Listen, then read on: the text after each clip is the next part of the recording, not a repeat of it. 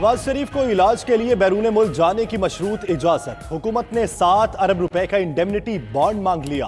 फरूक नसीम का कहना है सरकारी मेडिकल बोर्ड के मुताबिक नवाज शरीफ की सेहत ठीक नहीं, दिल के 6 ऑपरेशन हो चुके। हालत देखते हुए 4 हफ्ते के लिए एक बार बाहर जाने की इजाजत देने का फैसला किया।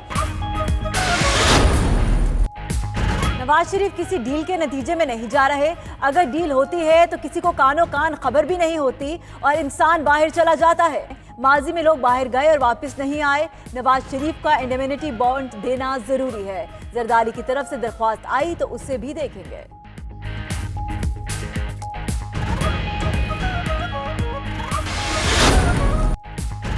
नवाज शरीफ का इंडेमनिटी बॉन्ड के बदले बैरून मुल्क जाने से फिर इनकार। शहबाज शरीफ को फैसले से आगाह कर दिया। हुकूमत के मशरूत फैसले पर नून लीग का अदालत से रुजू करने का भी इम्कान। उधर मरियम औरंगजेब कहती हैं नवाज शरीफ के बैरून मुल्क इलाज पर हुकूमती शर्त मुस्तरद करते हैं। इमरान खान तमाम तर साजिशों के बावजूद फाते रहे। फवाद चौधरी का कहना है कि नवाज शरीफ गारंटी दे ठीक होकर वापस आ जाएंगे। शेख रशीद का कहना है कि जरदारी के साथियों से बातचीत चल रही है, वो थोड़े बहुत पैसे देंगे तो बाहर जाएंगे।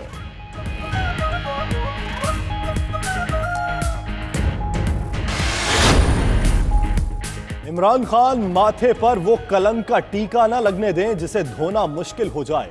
साहिब इक्तदार लोगों को चाहिए कि वो अपनी तवानाई महंगाई और बेरोजगारी खत्म करने पर सर्फ करें।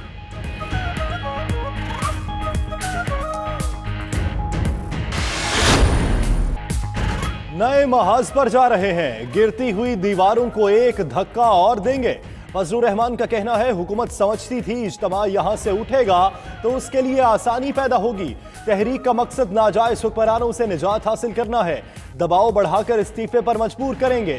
पूरे खित्ते में सिर्फ पाकिस्तान की मईशत नीचे की तरफ जा रही है।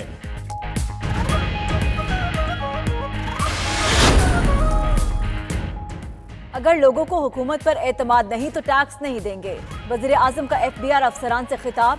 कहा पाकिस्तान में चैरिटी देने वाले सबसे ज्यादा हैं, टैक्स कम देने की वजह FBR पर अदम इत्तमाद है। हुकूमत को तारीखी खसारे मिले, जो टैक्स इकट्ठा किया आधा पिछले कर्जे की मद में चला गया। इमरान खान ने टायर साजी के मंसूबे पर दस्तखत की तकरीब से भी खिताब किया।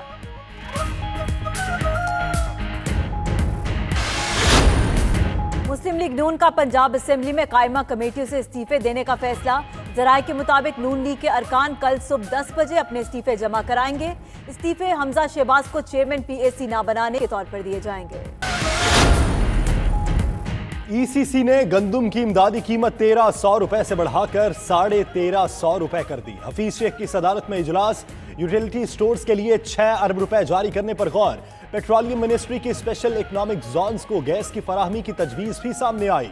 पावर डिवीजन की जानिब से थल नोवा प्रोजेक्ट थर एनर्जी लिमिटेड का ऑपरेशन 400 था 490 रोज तक रोकने की मंजूरी।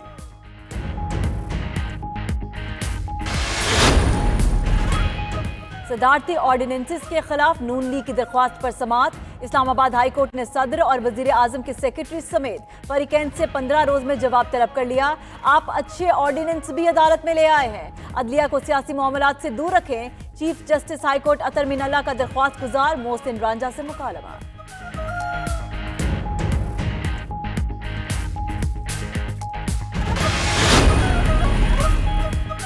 Army chief general Qamar Javed Bajwa से ऑस्ट्रेलियन हाई कमिश्नर की मुलाकात। ISPR के मुताबिक मुलाकात में इलाकाई सलामती समेत बाहमी दिलचस्पी के उमूर पर तबादला ख्याल किया गया।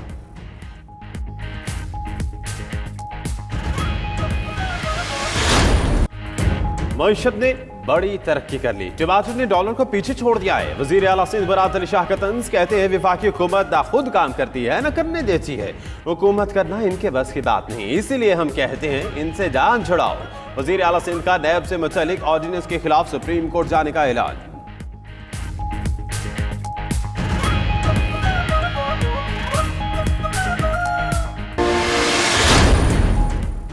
गुज़श्ता साल के मुकाबले में 35% कम टैक्स रिटर्न दाखिल होने का इंकिशाफ। रवा साल अक्टूबर के एहतमाम तक सिर्फ 15,42,000 रिटर्न दाखिल की गई। गुज़श्ता साल 30 अक्टूबर तक 22 लाख टैक्स रिटर्न दाखिल हुए।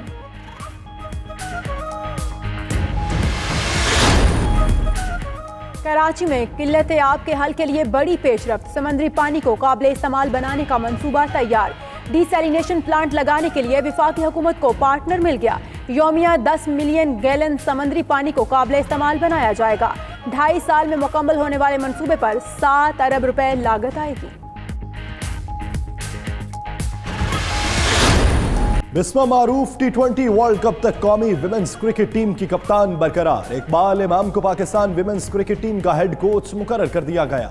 उधर पाकिस्तान ने इंग्लैंड विमेंस क्रिकेट टीम के खिलाफ मलेशिया में होने वाली सीरीज के शेड्यूल का ऐलान कर दिया। 3 T20 मैचेस 17, 19 और 20 दिसंबर को खेले जाएंगे। पर्थ में पाकिस्तानी टीम और ऑस्ट्रेलिया ए के दरमियान सहरोजा मैच बगैर नतीजा खत्म। पाकिस्तानी टीम ने दूसरी इनिंग्स 152 रन 3 खिलाड़ी आउट पर डिक्लेयर की। मेजबान टीम को 459 रन का हदफ दिया। ऑस्ट्रेलिया ए ने खेल खत्म होने पर 2 विकेट्स पर 91 रन बनाए थे। 35वीं नेशनल गेम्स के चौथे रोज भी पॉइंट्स टेबल पर पाक आर्मी सरे फहरिस्त, मजीद तमगे जीतकर पोजीशन और भी मुस्तहकम कर ली। आर्मी की टीम 93 गोल्ड मेडल्स जीत चुकी। पेशावर समेत 5 अजला में जारी मुकाबलों में पाकिस्तान वापदा 72 तलाई तमगे जीतकर दूसरे नंबर पर। पाक नेवी का 12 गोल्ड मेडल्स के साथ तीसरा नंबर।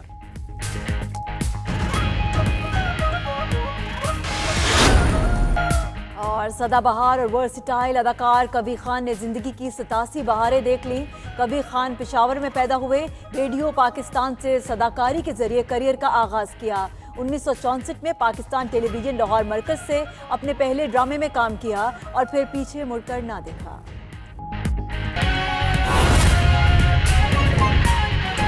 कंडीशन होगी, लेकिन ये 1 टाइम परमिशन है और अब इसकी थोड़ी सी डिटेल्स आपके साथ शेयर कर लेते हैं और उसके बाद फिर मेरे छोटे भाई शहजाद अकबर साहब भी आपके सामने पेश करेंगे।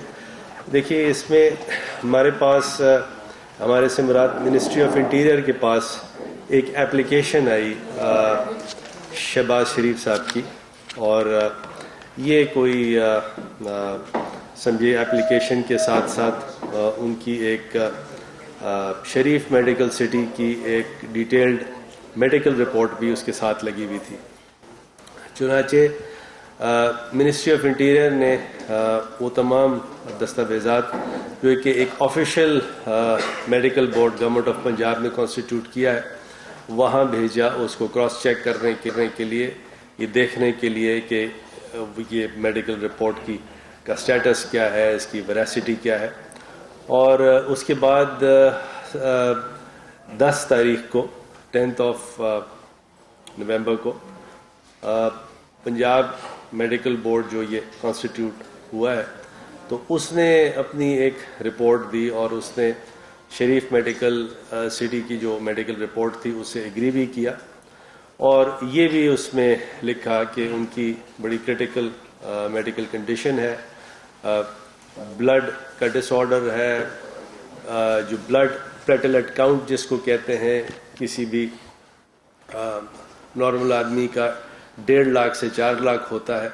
इनका इस वक्त जो उन्होंने हमें जब ये हेयरिंग हुई हमारी, प्लेटलेट काउंट बताया तो ये कोई 25-30 हज़ार था, डिस्पाइट कि उनको इतनी ब्लड ट्रांसफ्यूजन वगैरह भी दी गई।